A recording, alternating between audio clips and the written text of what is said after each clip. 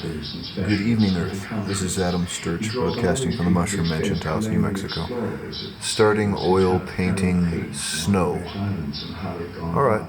The last painting that I just finished, Visitation Dream, part of it was a very multi-layered, multi-dimensional visitation entity spirit, the glowing figure that was off to the left of the composition, where all of the other elements in the scene sort of wove around through before and after it. And then it morphed into a more confusing and panic-stricken part of the dream, where it's very similar to another dream I've had when I was a kid, where I'd be running in sand. In this one, it was a snowdrift, and it was actually very deep snow, and I was looking for my car, and I realized I had walked the wrong parking lot in the dream. And then I turned around, and I was in an alleyway, and then it turned into this just plain of endless snowfield. So I want to capture this part of the dream separately, since it didn't fit into the first one, much more realistically. So I've gone ahead and drawn in a figure trudging through snow, and now I'm going to attempt to emulate a color scheme from a photograph from 23. That'd be a trick to spin the camera around to aim at that. Suppose I could. Alright, let me see if I can figure out how to do that best. Let's go like this. Okay. So I got it on the screen over here for reference. And I can manage out of sorts to suggest that anybody shouldn't be taken seriously.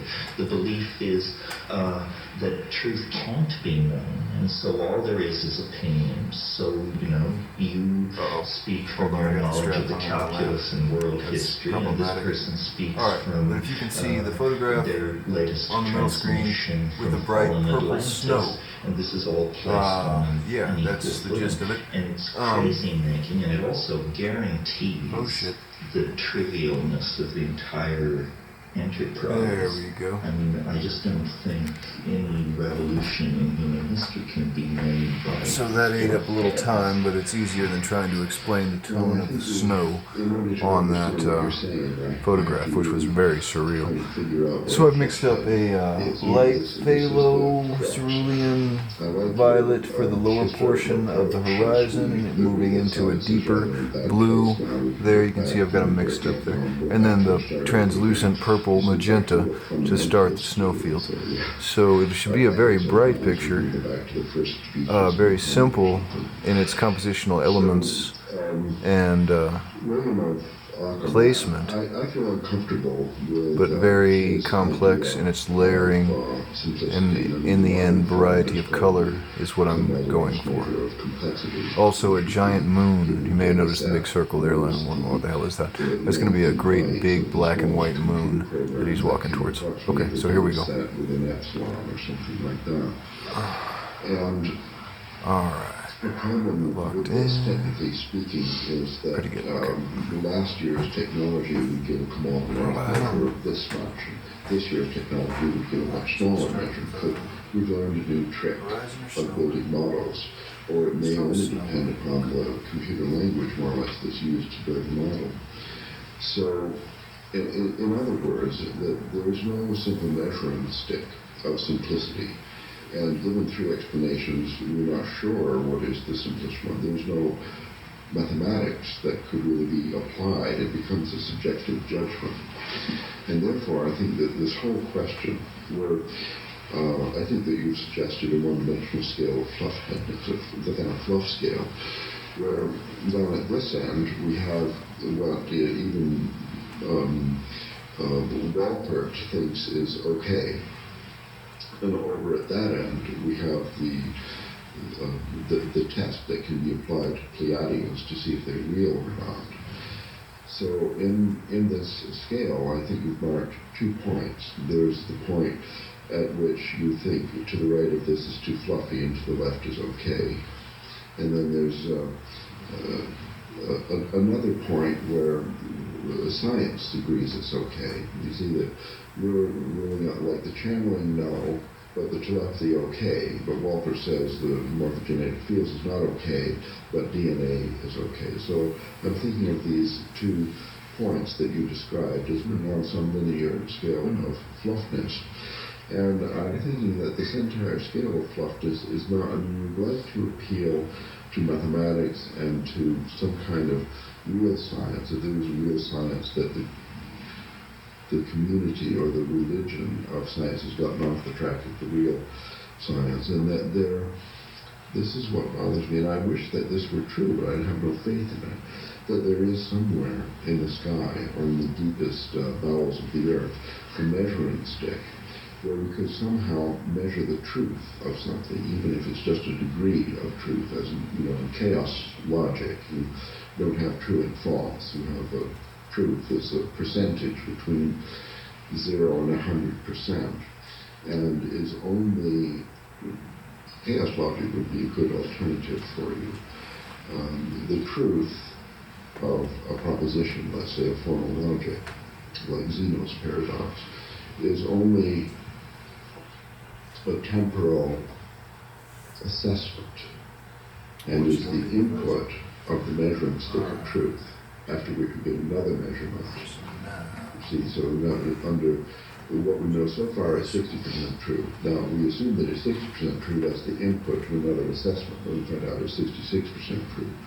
And without the input of another assessment, then it's 64% true. Hopefully this process of successive judgments, which could be regarded as the history of science from the past through on into the infinite future, would converge on something. But in chaotic logic, it doesn't converge, because certain kind of propositions, which are circular in a way, like Zeno's paradox, they, in circling around, they have a chaotic attractor, and so they're always giving different results, never settles down. It gives a dense set of estimates between 0 and 100%. And from this perspective, which is the successor of Aristotelian logic, which served science up until the year 1985 or something, you can't have a clear measuring stick of truth, and you can't have a clear scale of fluff. And so the attempt to make something perfectly clear might be doomed to failure. We understand it then as something psychological. So I just want to give I'm applying Ludwig Fleck here to you. And Ludwig Fleck is the founder of the sociology of science, where you sort of do Freudian analysis of the scientific community as a social, as a flock of sheep, as it were. And with, like in the 60s, we were, as parents, very libertine with our children. Now we see those children have grown up, and my children aren't having children. They're like much stricter, and there's the idea that in successive generations, people are more or less strict with their children, and I think they're more or less strict about fluff also. So the fluff scale is actually a sociological aspect of a given culture or civilization, which fluctuates wildly in time. And I think that this is just one of many theories from personally, and maybe we are also affected by this, that as we age, and then we are in contact with young people, and then we are receiving input from them, as far as the morphogenetic sequence of a fluff scale is concerned, that we're affected by them, and we're becoming a little more critical. You see, so then we become critical of ourselves in a way, because a decade ago we were more open. So our fluff scale is changing, and therefore we have to rearrange all our social grid. That some people that were previously okay are now too fluffy for us, or their brains have fallen out. Well, let me say a couple of things about this. First of all, I think I agree with almost everything you say.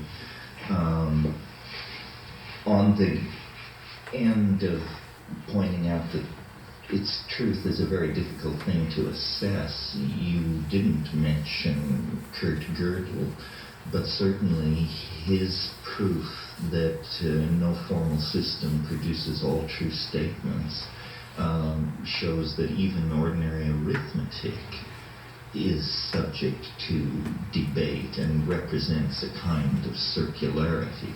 So on one end, I completely agree with you that truth is a very complicated concept, and why shouldn't it be? It's motivated thinkers since thinking began. And we as yet have no certain index for it. You mentioned that you thought my approach was one-dimensional, and I agreed from your example. But much of your criticism was couched in the vocabulary of symbolic logic, analytical deconstruction. Here's a way we might go at this. Agreeing that it's a messy problem, let's agree that the solution may also be somewhat messy. So, for instance, we perhaps need to talk about kinds of fluff. I immediately identify two kinds of fluff. One is unscientific speculation, persistent throughout history and with a consistent provenance. i.e. religion. Well, mythology. I wasn't going to attack religion. I was thinking of more marginal ideas, but religion is a good example. I was going to suggest alchemy. Alchemy believes certain things about matter which science absolutely abhors and rejects. The history of alchemy is far older than the history of science. It has always been in existence. Its thinkers have always evolved and adumbrated their field of concerns. So that's one kind of fluff. Fluff with punch, because it has historical continuity. But what are we to make of someone who brings to the idea a complete cosmological model generated in the past 10 years by themselves alone? They never read Plato, they know no mathematics, they never read the Bible, they never read Wittgenstein, they just got it all in one download, and it is, on the face of it, preposterous. It's a faith that tells you that vegetables lose their auric fields unless peeled with wooden implements, that major earth changes have already happened but are invisible to most people, that there are only 100 real people alive on the planet anyway, everyone else is a simulacrum from another dimension. In other words, preposterous on the face of it, historyless, idiosyncratic, and utterly unanchored to any body of previous human thought, sanctioned or unsanctioned. So the question before us is, how do we distinguish all these books from one that superficially might appear to be in that genre, the invisible landscape? How do we make a division between the invisible landscape on the one hand and the rest on the other? I think the invisible landscape, the category of the invisible landscape is I Ching commentary.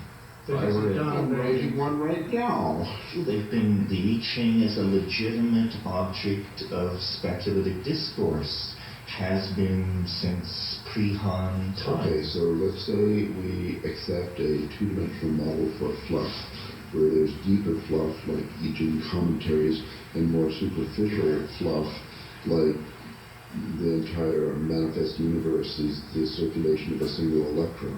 Let's use the Urantia book as an example. So in this case, Well, the pattern we were given last night is a spiral form to the base pattern I have one here. Nature's wire. So I think that I'll give you a point here in that Occam's razor is intuitively a good way to describe this new dimension, the simpler and more complicated explanations for an effect which is, as a matter of fact, not established. So this is my worry about the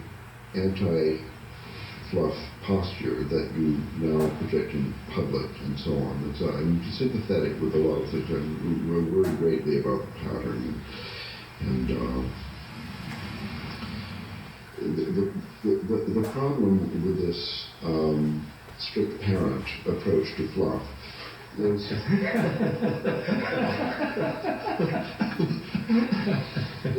that some important discoveries may be shoveled aside, as Walford shoves aside Rupert's idea of the morphogenetic field. What is it that science hates? Besides Rupert, science hates homeopathy, acupuncture, or alternative medicine altogether. Science hates cold fusion. I mean, there are certain things that say, well, too open-minded. To even think about it, too open-minded, too much in conflict. So a lot of things would have been missed. You think of these paradigm shifts of the past of science, for example, the continental drift, or the ice ages. I can see, this was a really terrific discovery of mountain climbing guides of the ice age theory that we now take for granted, rejected by science for 30 or 40 years, and is one of the few successful examples of a paradigm shift in science. This scientific community is so... I've never even thought of it as a paradigm shift. Oh, it's a terrific story. I tell in great detail in my book, Yes, Guy Arrows, including a heroic picture of Agassiz himself. He was taken into mountains by these mountain climbing guide. Said, look, here are a picture of mountains, the limestone mountains. What are these hunks of granite doing here? They've been brought here from over there, where we know where the granite is. Wonderful story. You mentioned 30 or 40 years, Ralph. I think one way of thinking about this problem is some school of fluff should be given a certain amount of time to advance their agenda. It is very messy. Yes. But if after 20, 30, 40 years they've gotten nowhere, they should not lose their place in the discourse or move to the back of the room or something. And I think this should be applied to science as well. For example, science has been beating its breast since 1950 about how they were about to elucidate the mechanism of memory. I think it's time to just pull the plug on that. You have 50 years to flail at this with every tool available, and you have zilch to show for it. Similarly, if the people who believe aliens from other star systems are visiting this planet with great plans for mankind, they've been running that riff since 1947. It's time for them to lower their voices and let other people have something to say. Well, maybe a century or two. Why are you so tight? Because if there is no progress, there are other fields have created multiple revolutions in the same time scale. Progress is very subtle. So while looking for memory engrains in the brain, they didn't find them, but they did figure out how to do a certain kind of surgery so that if you have a tumor or something, they can do a really good job of helping you out. So, well, I would challenge you to make a list of spin-off effects from the New Age that have eased the suffering of mankind. There have been a few back scratchers and some nutritional supplements and a mantra or two. But in terms of the money consumed, the lives distorted, the hypola that we've all had to put up with, the posturing gurus. I think, if we were the National Science Foundation, and we've been funding channelers for years, hoping that they would find gold in South America, then we might withdraw our funding at this point, but we can't make it illegal somehow for them to channel. No. What we have to legitimize is critical discussion, so that when someone stands up and starts talking about the face on Mars, people behave as they apparently behave in British pubs, and just stand up and say, malarkey, mate, and force people to experience a critical deconstruction of their ideas. The face on Mars thing is a perfect example. Here in, 76, Voyager sends a low-resolution image. Might be a face. All of these self-promoting so-called ex-NASA scientists, when I hear the phrase ex-NASA scientist in the New Age, I reach for my revolver.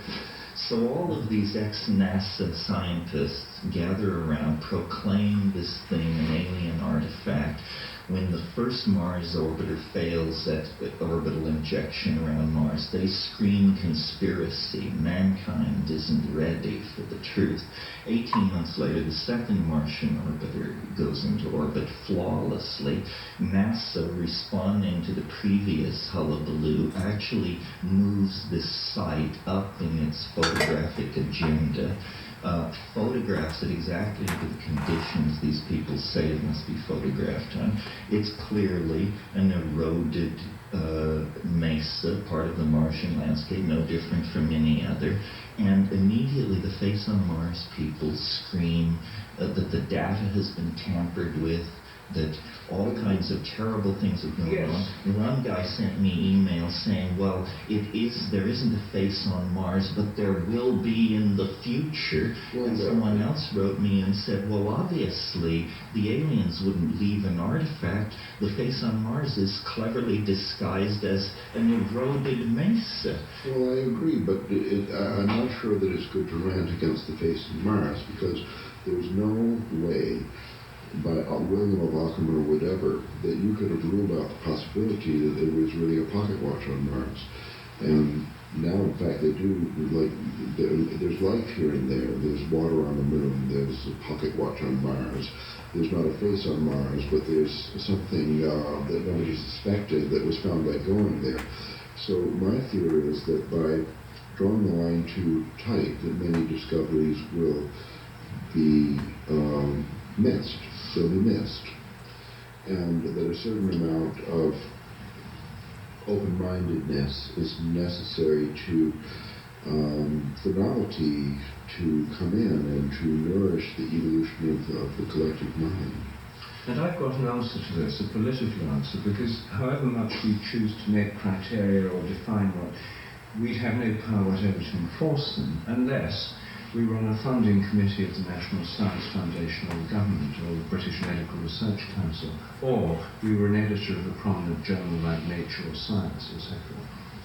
Under those conditions, through controlling grants or through controlling editorial policies of major journals, you really shape and influence the science community. You are the ones that draw the line about what papers are published in Nature. And people like Sir John Maddox, who opposed my work, declared in public, in an editorial, that this work, seemingly scientific by someone with seeming scientific credentials, etc., was actually outside the possible area of rational scientific discourse. So there was a line drawn, put on an index. So there are people who do that, but we're not in those positions, nor are people in those positions very likely to listen to what we say. So the realistic question is how, in fact, does all this work, and how politically could the system be reformed? Here I rely on a book by a dissident Cambridge biochemist who wrote a book called The Economic Laws of Scientific Research. And his name I forget, but I remember it. But anyway, in this book he shows that if you look at the structure of scientific research funding, you find that in the 19th century, when there was a great deal of scientific creativity and originality in both Britain and America, there was a great diversity of sources of funding. There was very little public money in science, practically none. And it came from innovators, companies that needed to do the science in order to make the chemicals and stuff. No one was going to tell them or give them. They had to do this. Engineering research, a study of the Adam Smith study of the Industrial Revolution in Lancashire, found that the improvements in spinning jennies and steam-driven machinery came not from experts, not from mathematicians, but it was mostly done by illiterate technicians who were improving the machines that they ran and understood from day to day, the mechanics. And this innovation was mechanic. New technology came from old technology. Science had nothing to do with it. He shows if you study the history of technology, most new technologies arose in this way. Science was funded by a diversity of bodies and was quite diverse. On the continent, in Germany and France, where they had centrally state-controlled policies in the 19th century, the universities were funded by the state, and there was a Ministry of Science, and they had central institutes. It was highly professionalized and institutionalized, with professors with great power. In Britain and America at that period, there was virtually no science in universities. And now, after the Second World War, the biggest change happened after the Second World War, when people like... Alright, so that gets a toe hold in it, but I'm going to do a second take to the figure in a stark silhouette to start with, and then we'll develop more. And also some of the moon crags and textural features. I would like to start with a palette knife and then a little blending work. So take two coming up. Research in laboratories, Lawrence, Liverpool, and so forth, all around the United States and in major contracts with universities. Then you have a centralized system of science funding through, we have it in Britain through research councils, central government research councils, which define spending for engineering research, sociology research, medical research, who gets the grants. And these are run by small committees of professors and experts, people like Edward Teller are on these committees. And they decide the science funding, the structure of what's permitted and funded through the whole system. This imposes a kind of monopoly control, a kind of uniformity of thought, which is the enemy of deviant thinking that doesn't fit within that system. However well or badly the lines are drawn, you can't do anything that's not within the central. The only answer to this, he suggests, because he's an Adam Smith follower, is not to follow Bacon's idea, which is Francis Bacon's vision was central government spending, an academy of scientists, state, like a sort of state priesthood of scientists. And then they think of new ideas which then go to the mechanics to turn into new technologies, and science fuels this progress. He shows that in fact technology fuels technology. Science hasn't got that much to do with it. If you look at different science spending in different advanced countries, pure science research has not that much to do with it. But the pure science people have to do it on the centralized funding program in accordance with defense aims, the war against cancer, AIDS, all the great agendas set by centralized science, molecular biology and biotechnology now taking over the life sciences. The only answer in practice is a free market answer. Whether you abolish or greatly reduce central government spending, science is then paid for in accordance with enough lobby. Any interest group that's got enough lobbying power would vie for it. There's a huge organic consuming community. They'd lobby for money to be spent on organic farming research, etc. At present it gets practically nothing because it's not part of the central agricultural research program geared towards Monsanto chemicals and so forth. So if you, in fact, this central monopolistic legacy of the Baconian heritage, which is really what he was Lord Chancellor of England, it's an old-style monarchical church and state, top-down hierarchical structure run by a small elite accountable to nobody, whose these priorities, if priorities were set by popular opinion, pet research would be top of the biological agenda. Not the sequencing of more proteins, the cloning of more sheep to help the biotechnology industry. But instead, pet research isn't even on the agenda. So it's set by a small elite who bear no relation in their interest to the voters in a democracy who actually provide the money. But on the other hand, you would have then the astronomical budget would be entirely spent looking for UFOs. No, it wouldn't, because if you had, you'd have some kind of funding agency which would give matching grants to organisations. If a UFO organisation applies for a grant for UFO research, you'd have a sort of advanced funding agency which could fund this kind of thing. If you had a central funding agency, it would either have many more subdivisions or sub-offices, or would have a great deal more less hierarchical structure. It would be done on a regional basis, a state basis, anything to allow for quirkiness and deviation and multiplicity of decision making.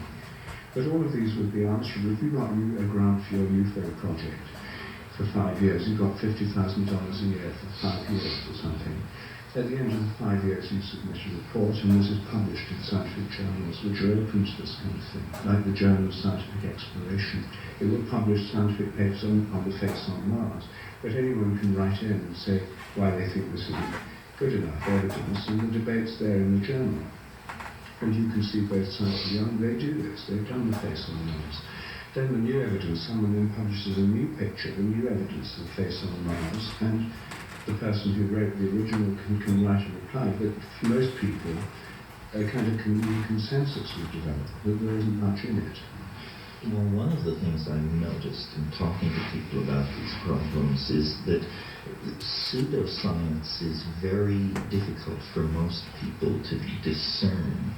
In other words, if you dig into the face on Mars problem, you'll find all kinds of articles with pretentious titles about information theory and higher dimensional reconstructions of the data, so that before the spacecraft arrived, we supposedly had terrain models of what it was going to see based on extrapolation of the early data. And inevitably, these people are all PhDs, and they use these technical languages very adroitly. So, along with the idea that there should be some kind of historical continuity, and I agree, diversifying the hierarchical spending patterns would help.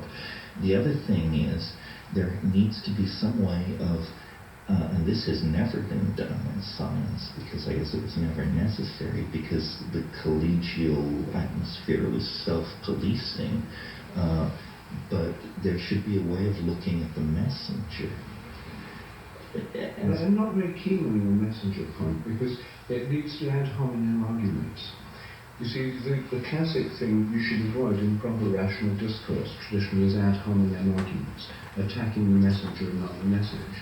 And ad hominem attacks, where people who say things that you don't like, they can be destroyed by smear campaigns, like Randy trying to smear Geller, or Geller hitting back by saying Randy is a pederast and a paedophile and a totally dishonest and disreputable character, pervert and so on. And this kind of ad hominem argument is all too common in practice. When Randy attacks Geller on the ad hominem grounds, look at The Messenger, a guy who was on did cheap music hall acts in Israel and stuff, and then comes, he's just a showman. He hits back, you see, but that's where you get with ad hominem arguments. You get Geller and Randy. And Randy's supposed to be a rationalist. Well, it's a problem. I mean, I would like to know these things about someone I was debating, but I agree with you, it's not a valid point to bring forward. But if, for example, you're dealing with the supposed guru, but you know that he's done time for fraud, embezzlement, and auto theft, I think that in a debate about his theology, that would not be proper to bring forward. But on the other hand, you certainly would want to know that. Yes, but then you get the worst kind of prurient popular press ad hominem attack, where anyone in public life, immediately they're going to find out if they've got mistresses, illegitimate children, and blaze this stuff all over the papers. That means that people in public life, politicians and so on, the slightest sexual affair, etc., now becomes enormous. I mean, Clinton, no one outside America can believe this fascination with whether or not.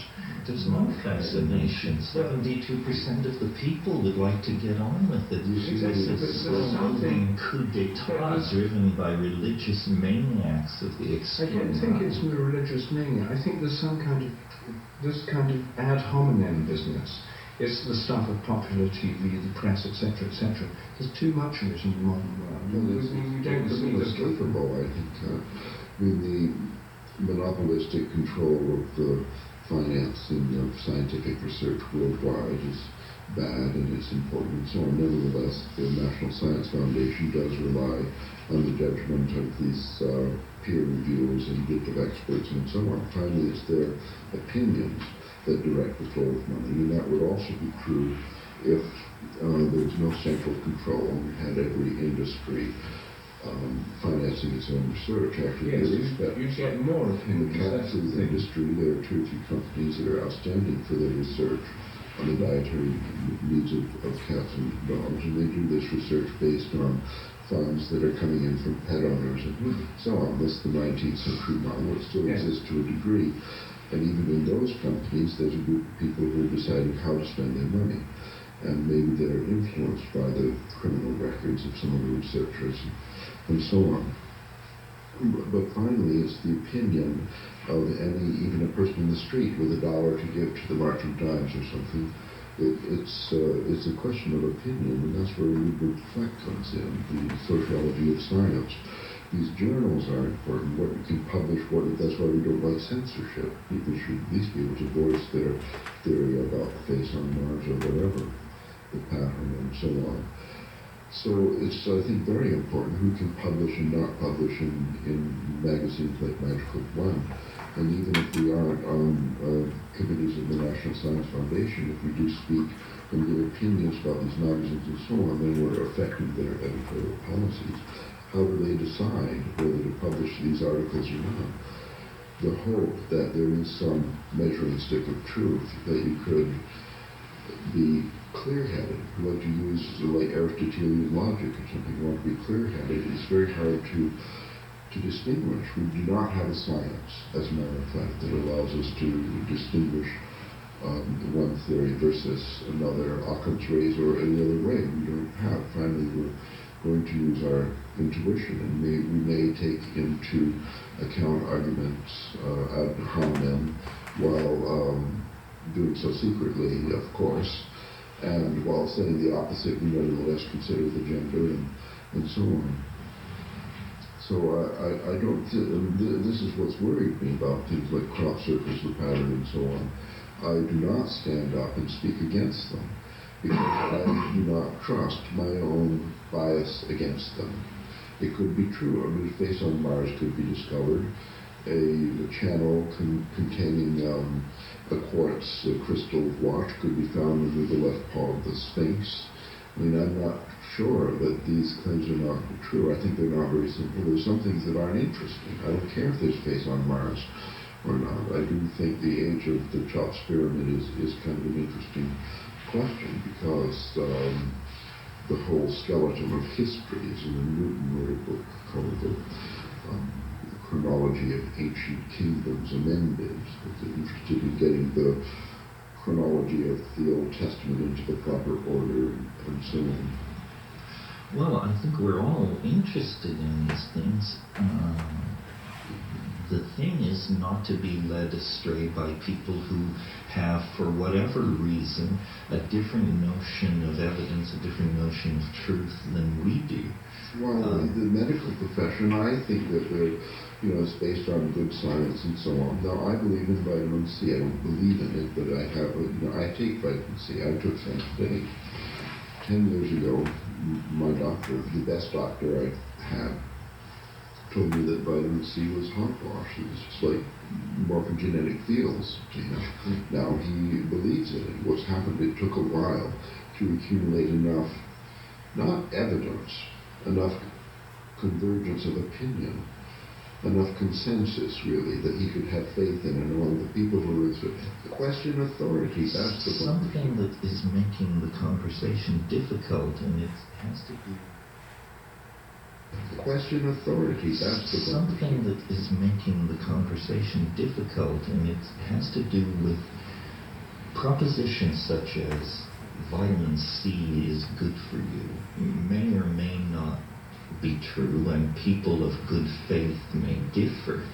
But when someone says people were cloned in vats 12,000 years ago and placed here by the denizens of an invisible 12th planet, that's a different kind of proposition than that vitamin C is. I agree with you. I think you have a good point there. Yes, but I think the way to do, I believe in this area, diversity and free market approach is fine. I think what I do to demonstrate the people who have that belief is, insofar as I had funds and had any research responsibilities and so on in that area, I'd commission a review by somebody based in Santa Cruz. His first thing would be to leaf through the Common Ground catalogue, And just look at what's available of theories of where we came from. There's hundreds of them in that catalogue. The Index of Advertisers runs over pages. Just start right there, and then do a review article with all these different theories classified, a kind of taxonomy of crank theories in a given field. Then one would see, then you'd have a sort of summary at the end, and you could have sort of audience ratings within this class of theories. This would be sort of a national non-science foundation. Yes. And it's called speculation, I was told. Well, I think it's a huge field, and it's in bookstores now. Yes. It's speculation. Yes. have our books been rated yet? Some have, some haven't. Now take your work with angels, for example.